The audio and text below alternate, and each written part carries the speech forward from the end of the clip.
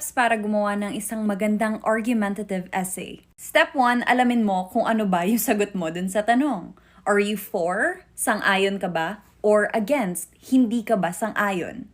Pagkatapos nun, gumawa ka ng introduction mo. Sa introduction mo, i-explain mo kung ano ba yung pinagdedebatihan, ano yung dalawang options, at ano yung pinili mong sagot or ano yung opinion mo. Mabilis lang.